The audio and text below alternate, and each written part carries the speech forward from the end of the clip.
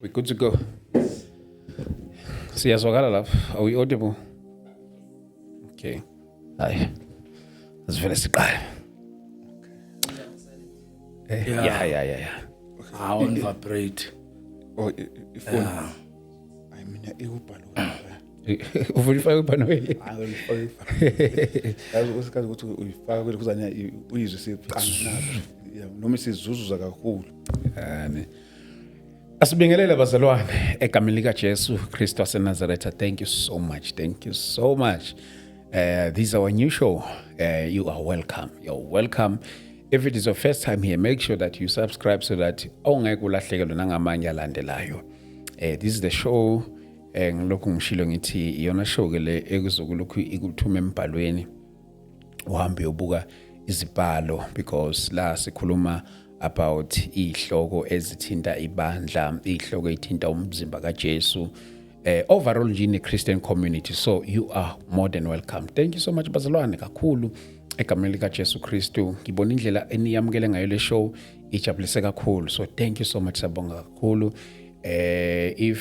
If ayizange nize niyamukele ngendlela eniyamukele ngakhona ngaba izange iqhubeka just because indlela nikhombise ukuyithakasela nokuyijabulela kakhulu. So siyabonga kakhulu ngokuthi nikhombise ukuyithanda. Kusazoba kuningi ke okusazovela nokuyithanda kwenu ngikholwa ukuthi kusazokhula kakhulu. Siyabonga kakhulu bazalwane kakhulu. Nizokhumbula ke la kwi episode edlulile besinaye ubaba umpostoli kanjalo naye ubaba ukhoza sikhuluma about iPhasika. It was very quite interesting. What a beautiful session we had. Thank you so much bandla lenkosi. Thank you so much and for your contribution nje to make this ukubuka kwakho nje kuyi-contribution kakhulu ukwenza lolu hlelo lolu ukuthi luqhubeke kakhulu. Igama lami ke nguSithiwa Dlamini. In no time I'll introduce my guest enginawo la namhlanje engifisa ke sibuke isihloko sokweshumi. Isihloko se-tithe okweshumi egameni lika Jesu. But before we start, ngicela ukuthi ke sicele enkosini and then sivele bese ngiyamamukela bese singena straight to enkulumeni yethu yanamhlanje. Heavenly Father, we thank you in the name of Jesus. Siyabonga uNkulunkulu wethu engcwele ngomusa wakho namandla. Kazimulo yakho uNkulunkulu wethu engcwele yengamele umhlaba wonke egameni lika Jesu Kristu waseNazaretha. Siyathandaza Nkosi uzibonakalisa kwakho naseyinkulumeni zonke siba nazo lapha. uNkulunkulu wethu engcwele siyathandaza uNkulunkulu wethu namandla ngegama lika Jesu Kristu waseNazaretha. Thezweni lakho abantu bami bayabhubha ngenxa yokuswela ulwazi. Baba wethu engcwele, we are here today uNkulunkulu wethu engcwele to advance this message, to advance the knowledge of your scriptures in the name of Jesus Christ, Lord God, we pray. Amen. Angithathelele ithuba ngibingelele ngiqale ngobaba ukhoza. Baba ukhoza ni right mfundisi wami. Hayi siyaphila mfowethu singezwa kuwe. Si right kakhulu saba ne session emnandi kakhulu sikhuluma ngePhasika ukuthi anilibeki nePhasikeni. Hayi no. Siyabonga kakhulu mfundisi wami. Wathi baye enkonzweni. Wathi baye enkonzweni. Inkinga iziphi lezo enkonzo? Inkonzo zePhasika, shudi nePhasikeni. Okay, hayi kuzozokala mase sixoxa. Baba umpostoli sikwamukele egameni lika Jesu. Sibalikhulu ngibingelele kuwena nabalaleli, ngibingelele kubaba ukhoza egameni lika Jesu. Bonge leli thuba lokuthi size more special okubalekile la ukuveza uKristu more than anything. Yes. Ukuveza uKristu and there's also senze ukuthi sibuyele emqondweni emunye. Yeah. It's not about our denomination. Yeah. It's not about our knowledge. But it's all about uveza uKristu. Bese sonke ibandla likaKristu libuyele emqondweni emunye. Understanding the scriptures. Wow. Yeah. Yo, because bathina ebandleni uma bekubona bathi wasimela kahle.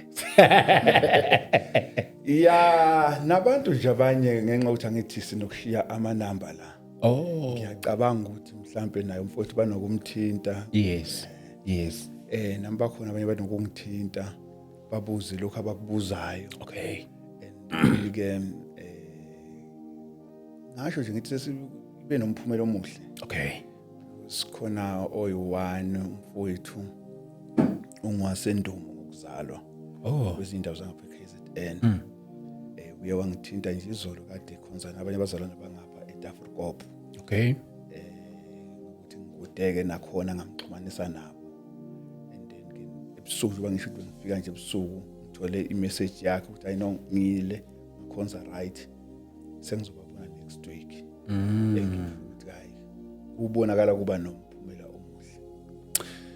Siyabonga kakhulu. Siyamdumisa uJesu kakhulu bazalwane indaweni zonke egameni lika Jesu. Ngithemba ukuthi bakumpostoli bakuthintile nawe ngoba ngiyazi vele bajwayele ukuthinta kulezi ihloko ukuthi nje sijwayele ukuba nazo. Kodwa specifically for this show I believe ukuthi abazalwane they also did reach out. No, definitely. Yeah, there are a lot also pastors. Okay. Yeah, we had communication with pastors and also nabanye bebefuna ukwazi more especially about isihloko se-Passover. Okay.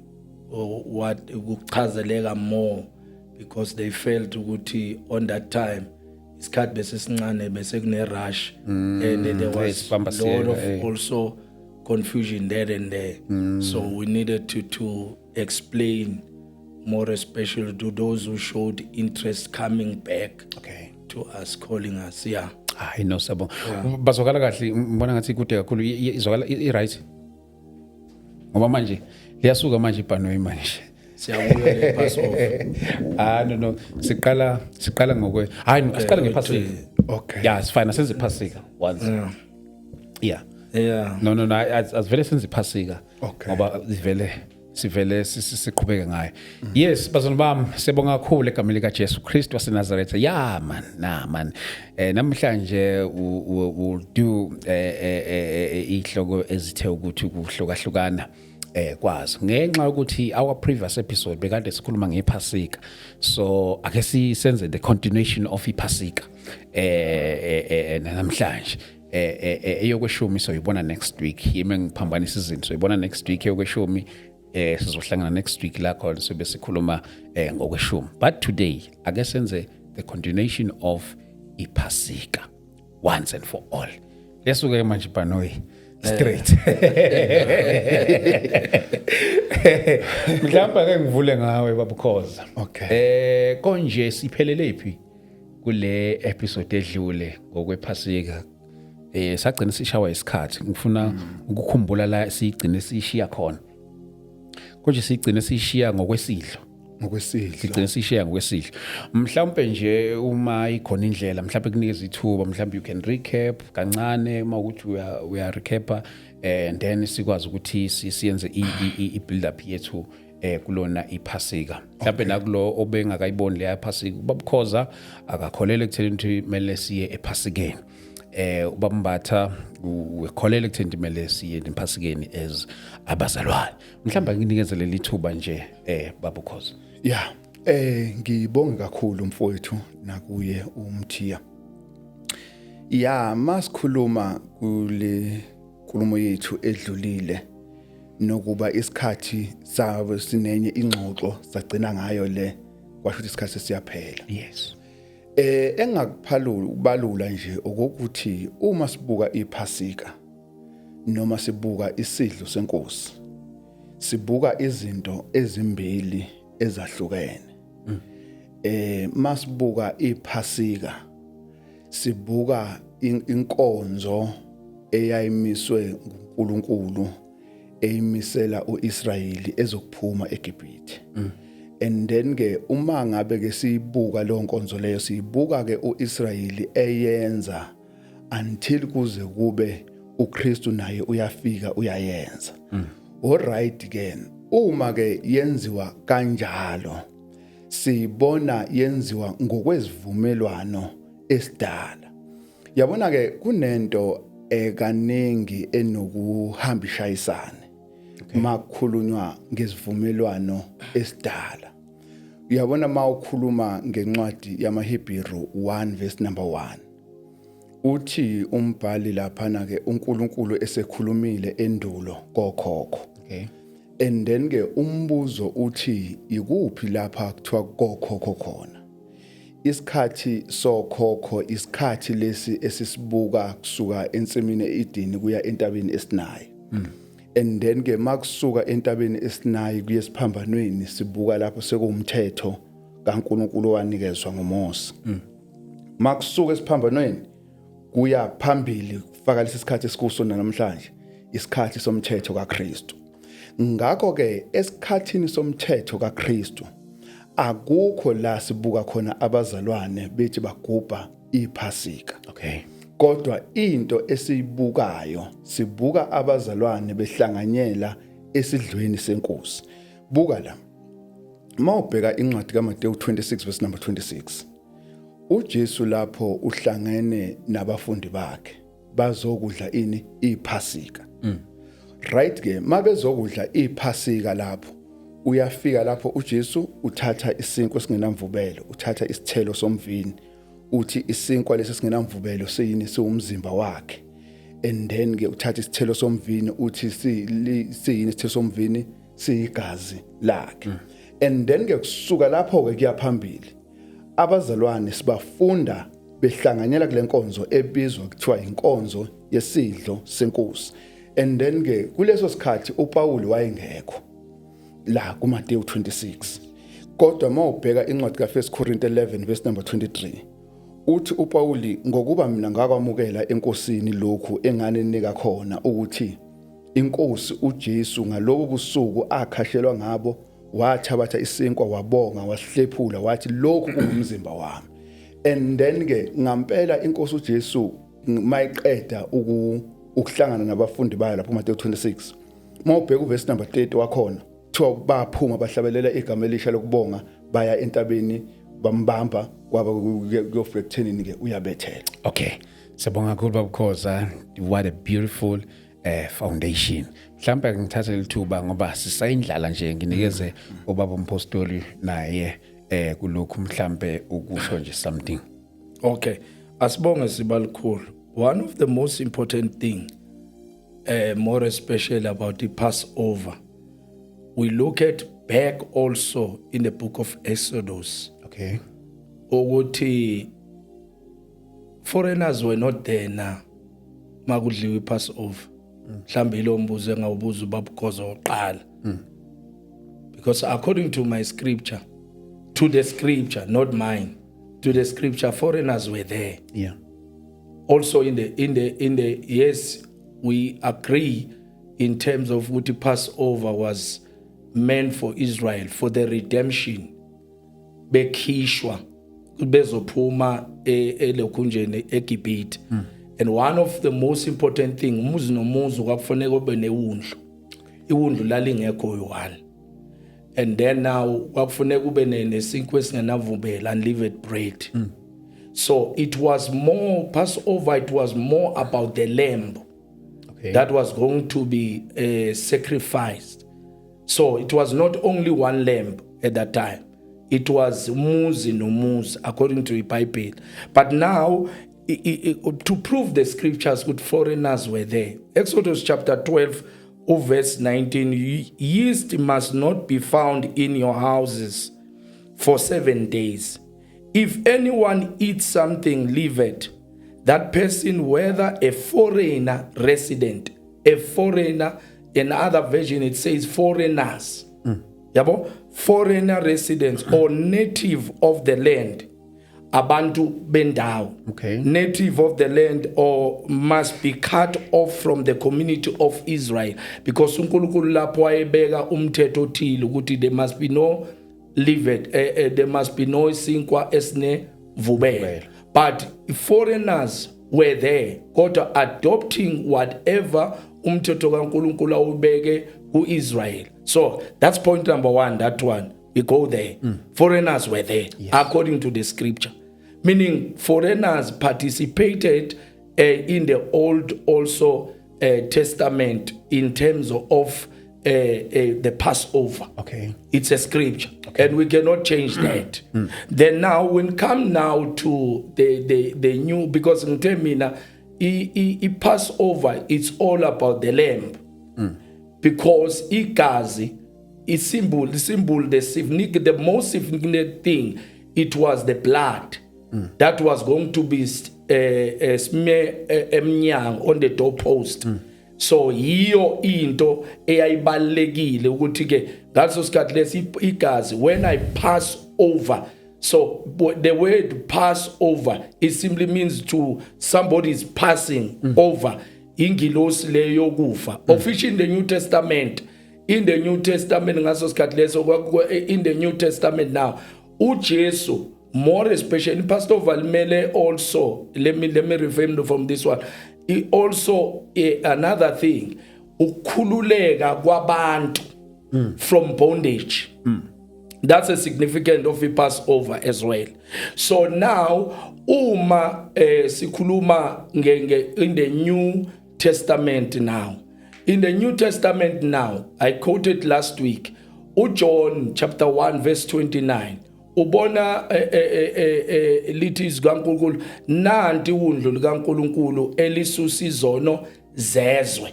Yabo? So now in terms of le ankonzo yabo bonke laba bantu laba ababe let ama sacrifice for ilokunja for the Passover celebration. Lo mthetho loyo leyo nto le yafrizeka. That is why you don't find in the book of Luke chapter 22 a recording ukuthi kwahlatshwa imbuzi at that time, because that's why I said last week, let's read. In the balekile is not to misquote, but to read what the scripture initially says, so that we can define correctly what is the Passover, why it's meant for celebration, the Passover. Of course, yeah, manje. iBhayibheli lakho libhaleke duzane. Oh. Ungakhathazeki. Ungazuthuka. Okay. Yes. Mhlambe ke babukhoza nakhona wavele siqalileke. Mhlambe ezinye zezizathu ezinenza ningayephasikeni. Mhlambe ngiyazi ukuthi ezinye zazo waziveze. Mhlambe just a coordination yayo lengxoxo. Yes. Mhlambe ngiqale la mfowethu. Okay. Kuyinkulumo umfowethu Mbatha aqeda kuyibeka. Okay. And then ubeka indaba yokuthi nokuba bengade ngilahleka ukuthi uyifaka ngakuphi yokuthi abantu bezizwe babe khona la. Ngoba nama nguphiki ukuthi iBhayibheli lisho njalo. Okay.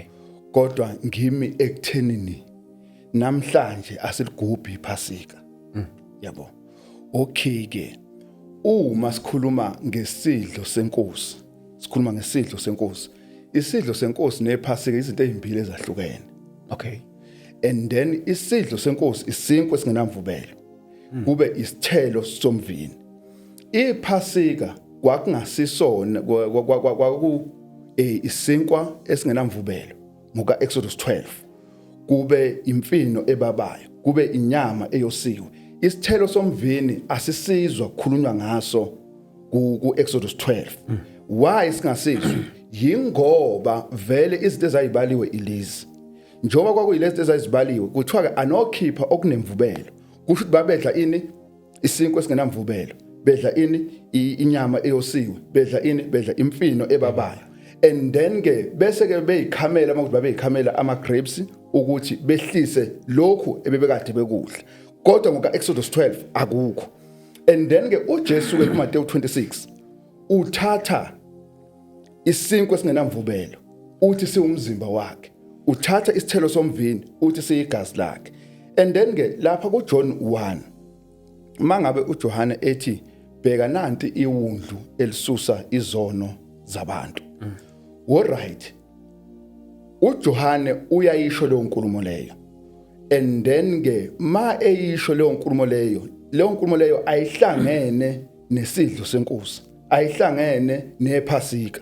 Kodwa uyisho ebheka uJesu uqobo lwakhe ukuthi uyiwundlu elisusa izono zabantu. Isidlo sasingasusa izono number 1. isidlo kwangesokuthi nje bazokhulula abantwana bakwaIsrayeli eGibhithe baphume baye ezweni lesithembiso abathenjiswe lona, not ukuthi isidlo sasithumaqondana nezono. And then ke uJesu uthi lokhu umzimba wami, lokhu kuyigazi lami elithululwe ngenxa yabaningi. Ngakho ke uma sikhuluma ngesidlo senkosi, kunezinto ezingekho and then ephasikeni ezazikhona ephasikeni ezingekho ezidlweni senkosi. Yini engekho?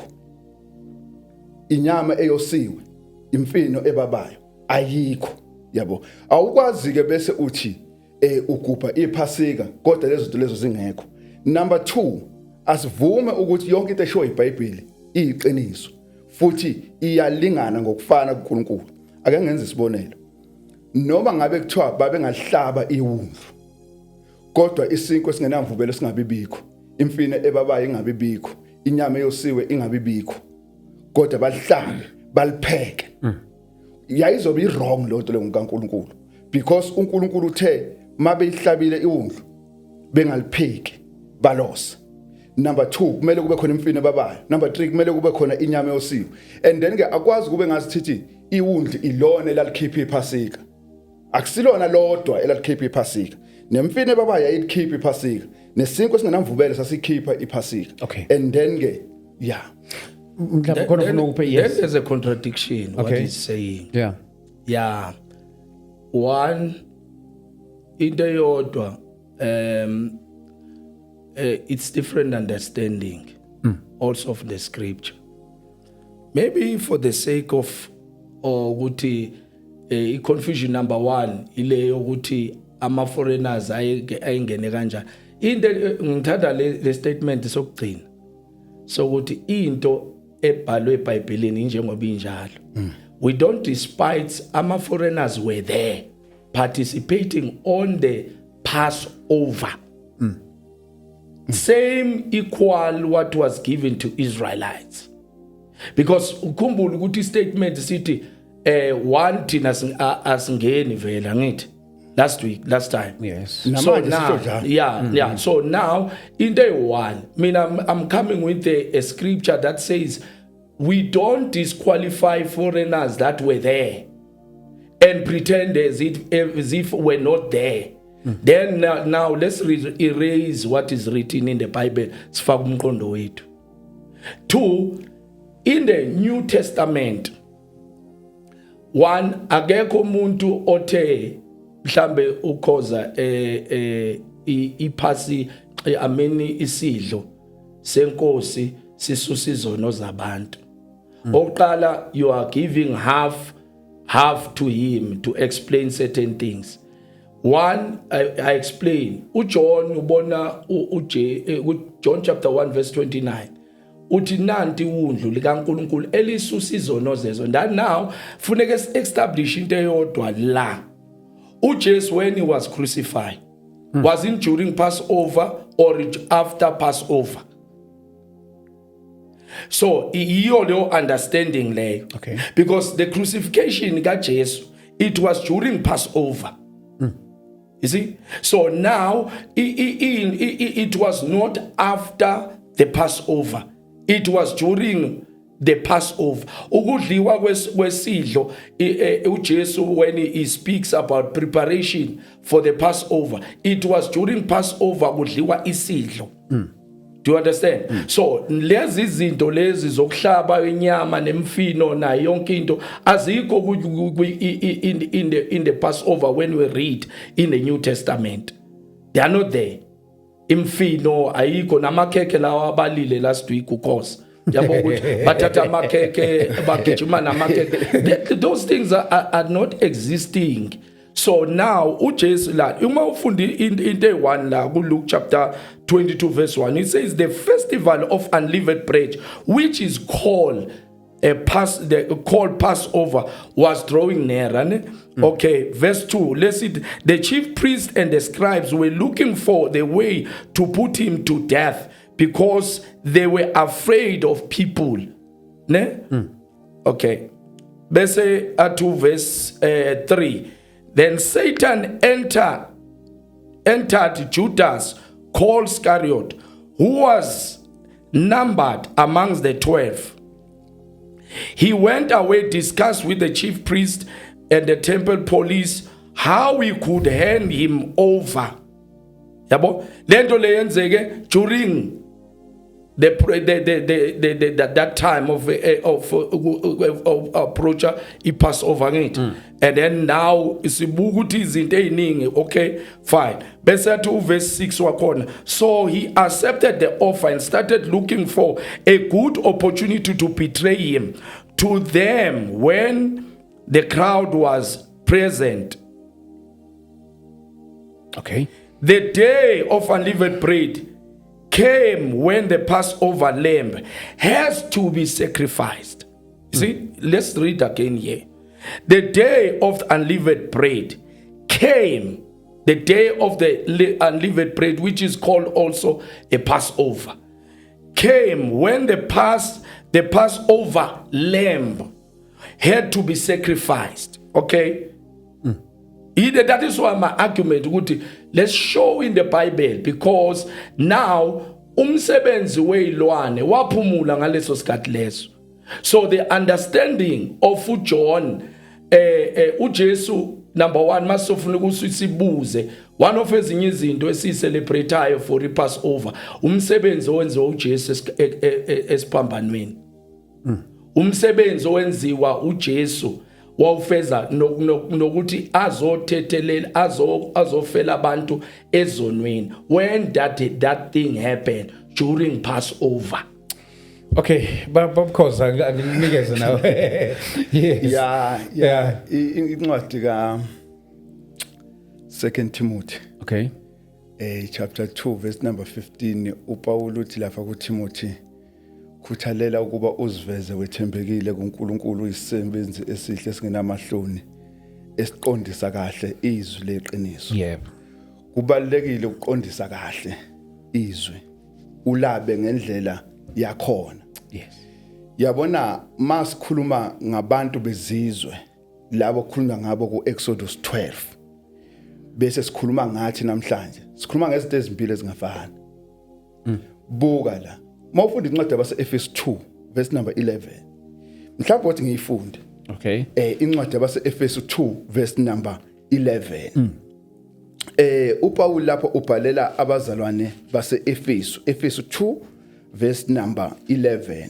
Uthini la ku verse number 11? Uthi ngakho khumbulani ukuthi nina enanikade ningabezizwe ngokwenyama, ababizwa ngokuthi abangasoki ilabo ababizwa ngokuthi abokusoka, okwenziwa ngezandla enyameni, ukuthi ngaleso sikhathi naningenaye uKristu, naningaphandle kombuso kaIsrayeli, naningabafokazi ezivumelwaneni zesithembiso, ningenathemba, ningenaNkulunkulu ezweni, kepha manje kuKristu Jesu nina nanikade nekude senenziwe abaseduze ngegazi likaKristu.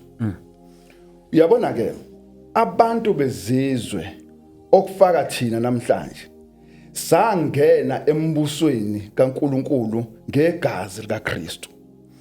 Ngithe iBhayibheli lihlukene igaba ezintathu noma kunezikhathi ezintathu esiyibona eBhayibhelini. Number 1, kunesikhathi esibizwa kuthiwa isikhathi sokhokho.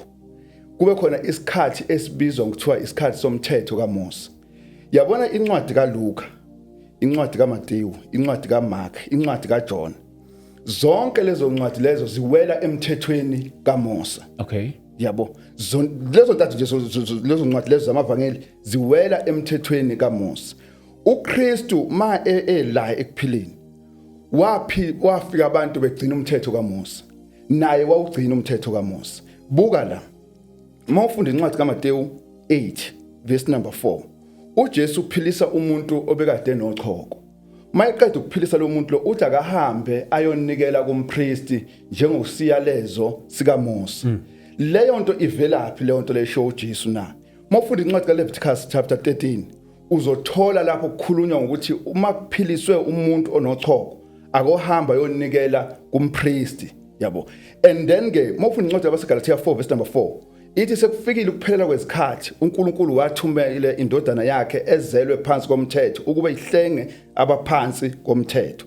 Lezi ncwadi lencwadi kaLuka umfowethu ayifundayo ifola under umthetho, umthetho sewudlulile vele abantu ababephila emthethweni babeligcina iphasika kodwa sekuse uJesu esefile wavuka laqala ibandla akukho la sibuka khona ibandla ligcina iphasika futhi akukho la isibona khona isidlo senkosi sibizwa ngokuthiwa yiphasika akukho la so masuke sisenze lo lama Holy Communion lethu sisenze inkonzweni ayihlobene nephasika ayihlobene nephasika okay no asibuye lapho isi into eyodwa mhlambe ngibuya ngisale intweni eziningi because sifaka izinto ezingahlangani la and we bring a lot of confusion because le scripture sifundile siyaku Efeso I think uzicontradicta yena because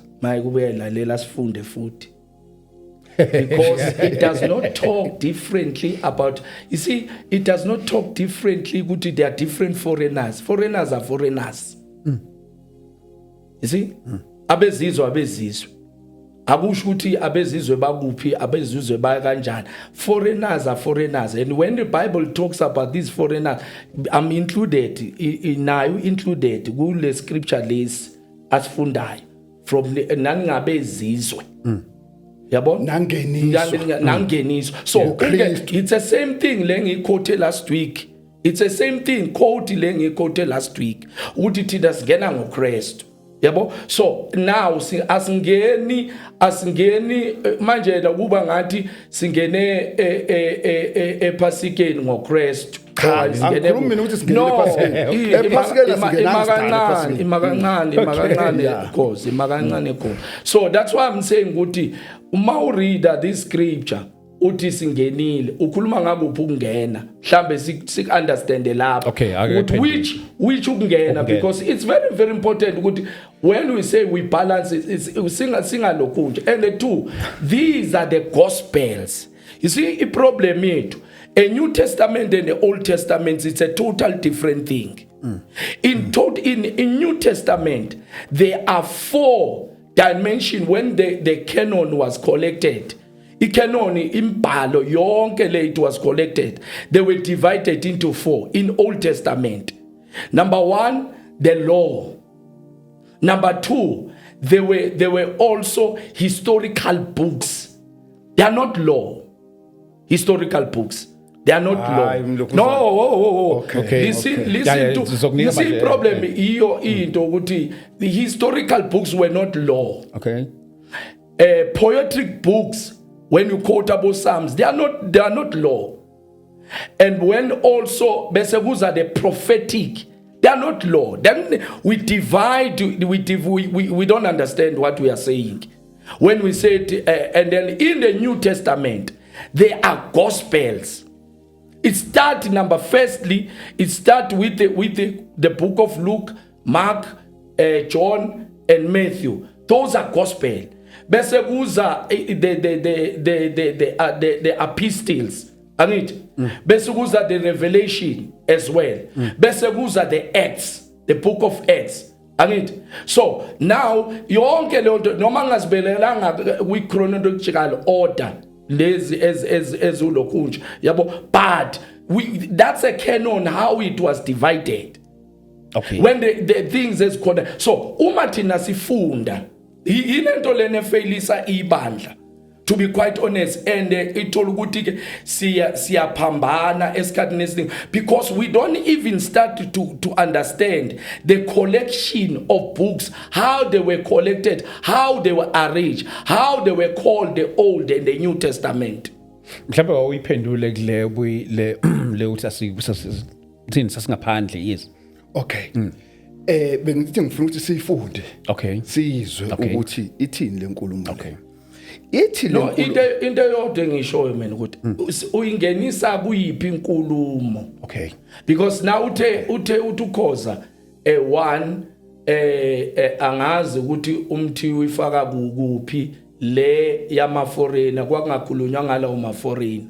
So mina ngifuna ukubuza ukuthi lena uyifaka kuphi because into one we quoted last week ukuthi sangena yena ngithi uphikisa leya ukuthi ama foreigner ekhona should uphikisa iBhayibheli ke lapha yabo uthi ekhona epartaker now kuyilokho so now mina ngifuna ukubuza ukuthi le uyifaka kuphi le manje uyifaka kuphi ngoba le mina I'm very clear ukuthi nathi siyangena singene ngoChrist awuyiphendule cause yes no othi ngiphinde mhlawumbe ngicacisele la okay ku Exodus 12 makukhulunywa ngabantu bezizwe angiphiki lokho ku Exodus 12 okay kodwa engikuphikayo ukuthi uma ubuka thina noma ubuka abantu laba ababhalelwe la kuEfesu 2 verse number 11 laba bantu kwakungabantu bezizwe yabo ababengabalwa kwithembiso noma kuyimiso zikaIsrayeli ngokusho kwaleli verse lizwe leli verse ukuthi uthini uverse number 11 wakhona uthi ngakho khumbulani ukuthi nina enanikade ningabezizwe ngokwenyama ababizwa ngokuthi abangasoki yilabo ababizwa ngokuthi abokusoka okwenziwa ngezandla enyameni and then ke kukhona abantu akwangabezizwe abaphuma noIsrayeli eGibhithe labo bantu labo basokwa and then ke laba babengasokiwe labo kwakungabantu bezizwe okufana nathi namhlanje and then ke kuthola ukuthi babizwa ngani ke ngevangeli ukuba bazoba kuphi embusweni kaNkuluNkulu right ke masichaza umbuso siuchaza ukuthi umbuso uyibandla likaNkuluNkulu noma uyibandla likaKristu ukuze sibe sembusweni kaNkuluNkulu seza ngokushunyayezwa ivangeli seza ngegazi likaKristu right ke lapho ke sekuyigazi likaKristu selichithekile esiphambanweni ngiyaphinda futhi lapho igazi likaKristu selichithekile esiphambanweni kusuka lapho kuya phambili kuzofaka manje yikuphi la khona sibona abazalwane begubha iPhasika kusuka esiphambanweni kuza manje number 2 uthi umfowethu uhlukanisa incwadi ngokubizwa kwazo kokuthi lezi zikaMose ezomthetho lezi ezo12 ezomlando lezi ezo4 ezabaprofeti abakhulu and then ke kube ezeyimbongi kube ezabaprofeti abancane abamayina prophet bese sethi ke zonke lezi ezinye zazi bonke abantu babengekho emthethweni ngikwenzele example uDavid wayesemthethweni uyakuphika lokho no pendula nje umbuzo konke no uthi yebo ngiyaphika ngikonfirmele ukuthi uDavid wayesemthethweni phela khoza yabona no asingalokhunja state wena your facts okay mhlawumbe state your facts mina ukuthi David wayesemthethweni yebo noma cha ngifuna impendulo ethi yebo noma cha okay umbuzo uDavid wayesemthethweni noma engekho umthetho kabani kaMose umthetho kaMose uDavid obvious uzalwe umthetho kaMose ukhona exactly yes uzala umthetho kaMose ukhona umana ke uyavuma ukuthi ke nalaba bebephila kuMateyu Mark Luke John bebephila emthethweni kaMose no listen that is very very important yeah baby Jesus uthi in Matthew chapter 5 le ayishoyo ukuthi iapplication asibuye la mhlambe to understand mina ngishaya ukuthi izwi ufunda kuhlukile yabona ufunda nakuhlukile because the interpretation is not the same of the books when you read inkinga le ilento esifake last week sa debate ukuthandaza for elokhunja kuthandazwa umuntu oyi1 kanti iBhayibheli it talk about a lot of people it's different interpretation kubanjwa owesifazane oqotshe ebanje ephinga oqotsheni understand the Old Testament obvious they quoted kuma gospel yabo they quoted ema gospel uJohn chapter 1 ngiyeza lapho uJohn chapter 1 verse 17 lithi iBhayibheli uMose weza nomthetho yes then lithi iBhayibheli uJesu weseza nomusa neqiniso you understand so uma kubanjwa owesifazane ephinga eqotsheni ephinga bavusa umthetho kaMose. You understand? So uJesu bambamba one of the most important thing bacheke uMatthew chapter 5 verse 17 angizange ngizochitha umthetho nabaprofeti kodwa ngizogcwalisa. A fulfillment is not say ukuthi wena you're under the law. Okay. He says I'm going to fulfill it.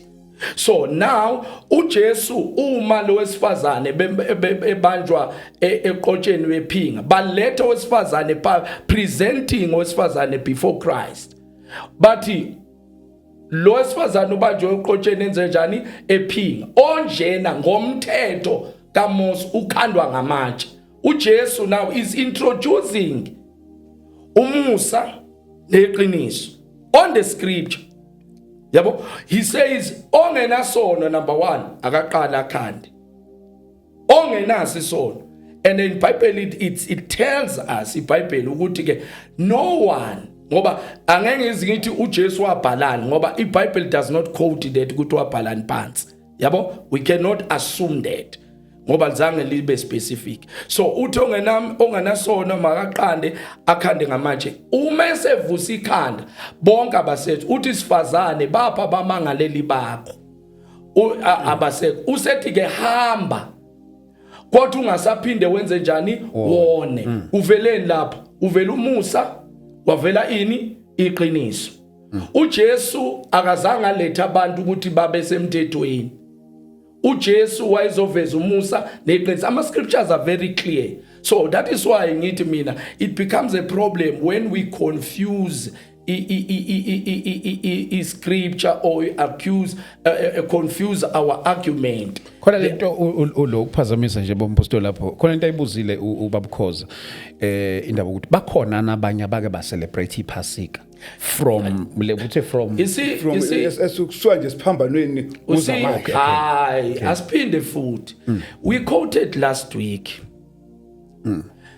uPeter ubanjwa during what?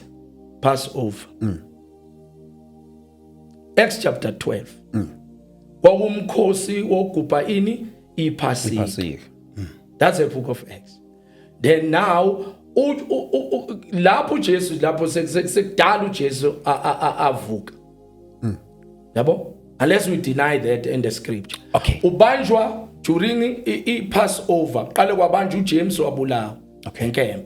Then bese kubanjwa abani? uPeter.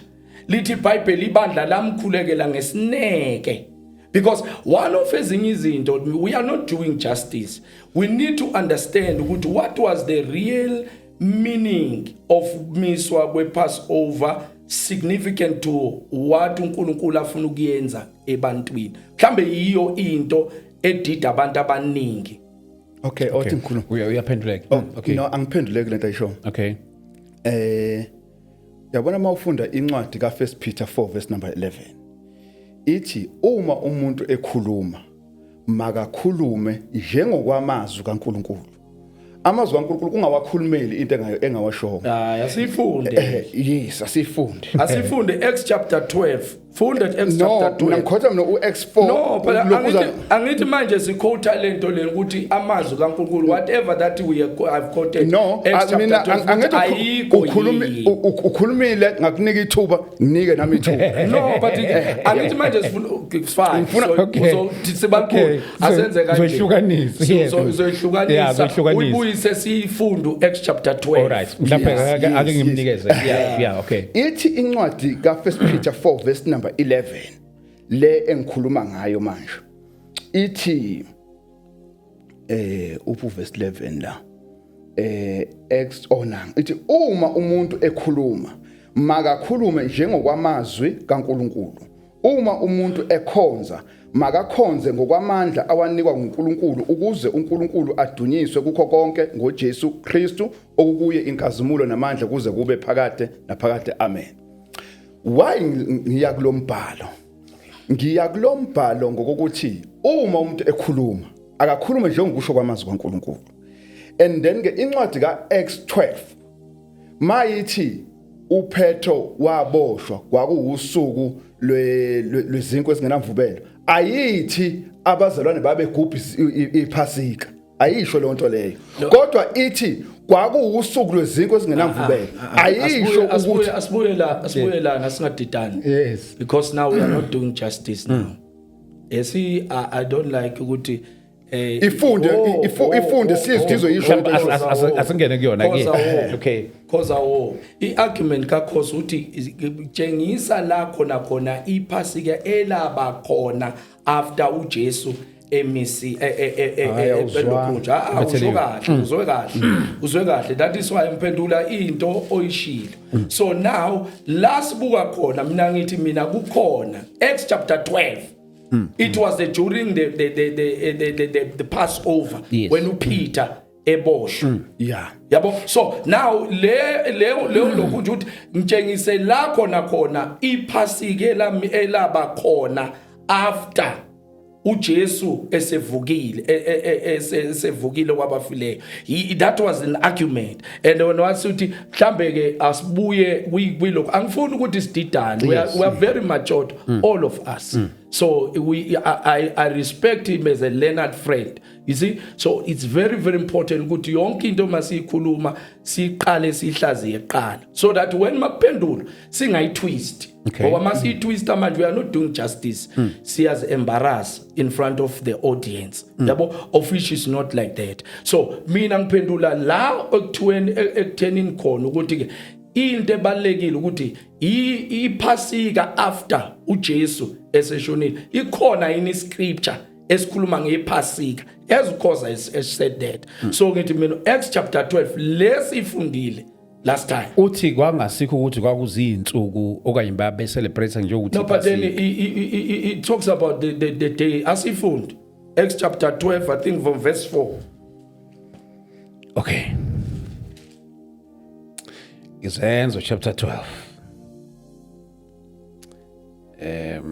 ithi wambamba wamfaka etilongweni wamnikela emaviyweni amane ilelo nalelo lalinamabutho amane ukuba amlinde okay asiye la from verse 3 okay verse 3 from verse 3 esebonile ukuthi lokhu kuyabathokozisa abaJuda waqhubeka wambamba noPetro kwakuyizinsuku zezinkwa ezingenamvubelo wambamba wamfaka etilongweni wamnikela emaviyweni amane yilelo nalelo kwakuyinsuku zani zesinkwa ezingenamvubelo which is isinkwa esingenamvubelo yini the Passover yeah okay kwakuyinsuku makuthiwa insuku zesinkwa ezingenamvubelo that simply means kwakuyikhathi lezo isile it's like ukhuluma inkulumo ethi lezi ikhathi zo December uma ukhuluma ngekhathi zo December that means uDecember uDecember ngalezo sikhathi so ingesikhathi sezinkwa ezingenavumela kwakuyisikhathi leso sezinkwa ezingenavumela it was recognized ukuthi there was something that was happening at that time even noma ngabe you see that's when it's very important ukuthi masifunda siqaphele ukuthi iBhayibheli lithini ngiyathanda leli verse alikhulumile alikhothe ku First Peter ku First Peter so ngoba lithi ufuneka umuntu mayefunda aqaphele ukwenza njengamazwi you see so thina sikhuluma la ukuthi it was during the time of Passover okay ngiyangabuza last week nendaba yesidlo mhlambe nje kulo 3 minutes lo bambatha mhlambe awungiphi ilokuzana nje nababukela emakhaya nje iunderstanding ngesidlo senkosi ukuthi oqala isidlo happened on the during Passover okay that's what I wanted ukuthi sifunde yonke incwadi kaLuka yabo it's happened on the during Passover preparing the Lord's Supper in other interpretation it happened on during the Passover lamazwi akhulunywa uPaul ku chapter ku 1 Corinthians chapter 11 ukhuluma amazwi akhulunywa uJesu that is why now when yonke into ayikhulumile it's exactly ekhulunywa uJesu in the gospel yabo before crucifixion Okay. Because at that time mina into eyodwa sibalukhulu ngiyabona esidlo kakhulukazi Okay. yabo because isidlo asiphikisani noKhoza on that one siqondile, yes. siqondile Yeah. equal ngendaba yesidlo Yeah. and we understand indaba yesidlo ukuthi indaba yesidlo it was not meant for izono yena njengoba bekasayibeka ukuthi ngathi sikhulumela indaba ezono, it's not. So into ebalekile la ukuthi whatever that transpired, that happened during the preparation of the sacrificial of the lamb, siyabuka ke ukuthi ke njoba seke uPaul seke iquote uyiquota based on whatever that happened during Passover, because amazwi the message of the cross, it's during Passover. Indaba yesidlo, it was during Passover. Asiqalanga kwenye indawo uJesu simise during the days of Passover. Okay. Unleavened bread. Anginike because Yeah. Ubaba uMbatha uke wathi phambilini abazalwane noma amaJuda ayekhotha indaba yomthetho. Uze wasebenzisa incwadi kaJohn 5 la khona amaJuda eza nowesifazane obanjwe ephinga. Ukuthi lo simbamba uqotsheni. Wathi ke amaJuda ayevusa umthetho. And then ke okungukuthi babekhotha umthetho. Mina ke ngithi noma babe ukhotha babephinde bawenze umthetho. Ngoba iPhasika leli lisemthethweni lisuka emuva eTestamenteni eDala. Kodwa kuMateyu 26 nakuLuka 22 makukhulunywa ngePhasika babe ngalikhothi nje bekhuluma ngalo. Kodwa babekhuluma ngento abayenzayo. Abayenza straight ukuthi bahlale phansi kudliwe ini iPhasika. Yeah. Right ke uma sikhuluma ngendaba yesidlo senkosi. Isidlo senkosi mawubheka incwadi ka 1 Corinthians chapter 10 verse number 16. Incwadi ka 1 Corinthians chapter 10 verse number 16 ithi, or is isikhathi late ngequote? no, it's fine my quote, yeah. Okay. My quote. Okay. Ithi ngokuba isitsha sesibusiso esisibusisayo asiyiyo yini inhlanganyelo yegazi likaKristu na? Isinkwa esihlephulayo asiyiyo yini umzimba kaKristu na? Ngakho ke lezi zinto zombili yizona zinto ezikhipha isidlo senkosi. Lezi zinto zombili ayikaze zabizwa ngokuthiwa yiPhasika. And then ke uma kukhulunywa ngenzi example nokuxoxa nabantu abasonta ngamasabatha. Okay.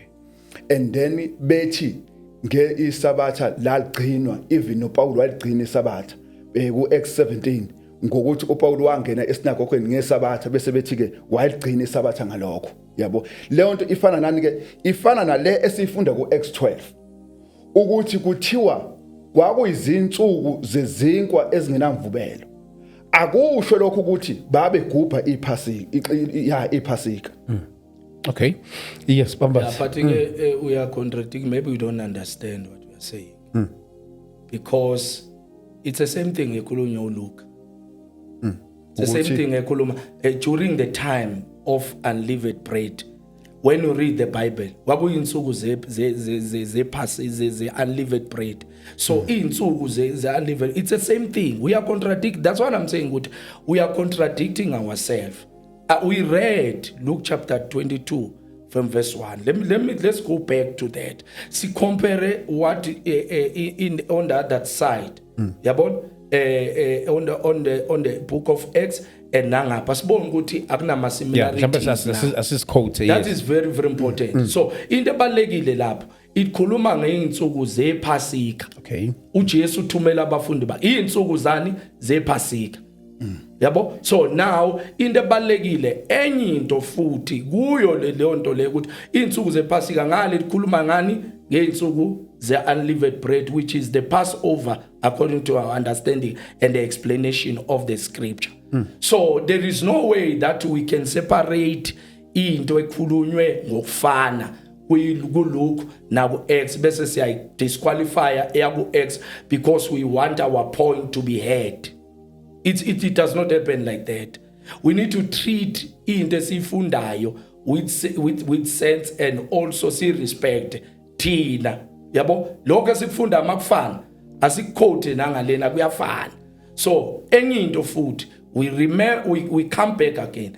No one has said isidlo senkosi iphasika.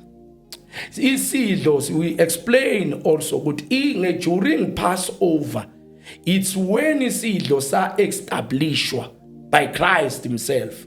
You understand? So Paul quote 1 Corinthians chapter 11 from verse 23. Yabo quote something quote of Christ in the book of Luke and in the book of Mark, in the book of Matthew and in the book of John.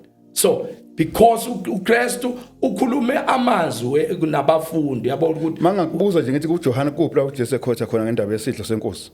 Ngifundile last week is John chapter 6 verse 54 and 50 to 56. Ngifundile last week wathi yena mhlawumbe angithi ngiyayiquote John chapter 6 from verse 54 to verse 56 wathi yena uhlanganisa izinto ezingahlangani. Because lapho bengiphendula wena uthi wena isidlo sikhona yini siyasidla na isidlo yabo kwaba ngathi ngiphendula indaba ephasika kanti ngiphendula wena last week uyakhumbula. So ingaze ngaquote futhi also incwadi ka First Corinthians chapter 11 verse 23 wase yayiqedelela yena. We need to memorize whatever that say. Kancane nje futhi ma ngabe asinankinga encwadini ka First Corinthians and then ke ngilana ke lapho ngifuna ukucacisa khona incwadi ka John 6 ma ngabe uJesu ekhuluma ngokuthi uma nidla inyama yami niphuza igazi lami lapho uJesu akakhulumi ngephasika lapho akusilo but usethu ukhuluma ngephasika isidlo leso akakhulumi futhi nangesidlo lapho ukhuluma ngani ukhuluma ngaye uqobo akakhulumi ngesidlo lapho yabona incwadi ka John 6 ayikhulumi nje sidalo ngesidlo ngisho singayifunda manje ayikhulumi ngesidlo incwadi ka John 6 isidlo one of ezinye izinto uJesu uJohn chapter 1 okay John chapter 1 that one is John chapter 1 verse 14 lithi Bible mhlambe we will understand it better masiloko esiqhubeka si analyze kahle John chapter 1 verse 14 ulizwi wambatha inyama yabo and wambatha ini izwi laba yini inyama angithi so now it's the same quote mhlambe ukhoza kangizwa kahle it's the same quote uJesu uma it's like we are contradicting the statement uJesu asikhulume ku Luke chapter 22 yabo odla uma nidla lesi singwa nidla inyama yami akasho ukuthi nidla inyama yami okay asifunde lokudla asifunde aqala asisiquote ngenxa yesikhathi iquote iyo le eletha i-contradiction asifunde sizwe lapha khona uJesu ethi just 1 minute yes 1 minute because sephoqisa mhlawumbe uyivula lapho ke mhlawumbe mina ngibe ngigoqa ke lapho mhlawumbe ngabe uyivula ovula uyoyivula okay Luka bani lapha athi khona manidla isidlo nidla inyama yami ngifuna lapha wezalwa ngifuna lapha athi khona manidla isidlo nidla inyama yami ungaqala ube excited ngento engeke angekho excited ngento engeke ngisho mina into engifuna ukuthi uyisho wena uyibhaza because ungabe excited ngento engeke ngoba ungabe excited ngento engeke ayikho into excitayo lapho no akuyithi mina ngifuna mina usho lento esho umbhalo othi manidla isidlo nidla inyama yami ungabe excited ngento engeke okay ke angekho excited ngifuna ke lo mbhalo okay ngicela ukuthi mina ngcono ngenxa yesikhathi sethu ngoba isivele samoshakala vele kanje ngicela ukunikeza bombatha u30 seconds just ukuthi uyivale and then zokunikeza 30 seconds isikhathi sethu sivele saphela okay sibalikhulu ngiyacela ukuthi le topic asibuyele iqhubeke iqhubeke le topic le because there are a lot of things that we never covered okay no problem more especially it also talks because it pass over it's when also it talks about it's when the message of the cross is established as well okay in lot of things that has happened during Passover that we celebrate. Now we celebrate because Jesus has died. And Okay. also we understand what is the significance of us. We don't celebrate it religiously. Yathanda lamazwi lawa akhulumile ukuthi one of ezinye izinto sasikude sangena ngegazi. Igazi lika Jesu lichithwe nini during that time of the Passover. So uthina celebrate umsebenzi owenziwe uJesu ukuthi nathi abezizwe sakhona ukuthi sithole redemption. Sakhona futhi ukuthi sixolelwe. Sakhona ukuthi one asakwazi ukuphila ezonweni because of Christ what he did on the cross. So buya naso Yeah. lesi scripture lesi kulo part 2 wethu. Part 3, yeah. Part 3. Of course, Okay. mhlawumbe nokuthi nabantu futhi nabo bakuthola kanjani. Okay. Sibonga kakhulu. Mhlawumbe ngingavumelana nomfowethu ukuthi kuyaphoqa ukuthi siphinde Kuningi. sibuye kulesi sifundo. Yes. Yeah. Kodwa ke ngisamile ekuthenini ke isidlo senkosi asikazi sabizwa ngephasika. Okay. And then ke abazalwane noma abafowethu nodadewethu abangadinga ukukhuluma nami bangangithola enambeni ethi 064 55 61 780. Yes, sabonga kakhulu. Sabonga kakhulu because bakuthola kanjani bamphathi? 083 773 8544. On Facebook, it's Pastor Mbata. On the church Facebook, it's Faith Temple of Fire Center. Thank you so much. Siyabonga babukhosi. Hayi siyabonga mfowethu. Sibongile. Hayi sibongile kakhulu, Yeah. sibongile kakhulu. Siyabonga. Yeah. Bazalwane sibonga kakhulu. Thank you so much. Sibona lapha eThekwini ngomhla ka2 May lapha sobe silapha umkhumbane with inkonzo kamoya. 0788 417 844 mawufuna ukuxhumana nathi. We are coming back no part 3. Amen. Amen. Ay. Iyafudumala.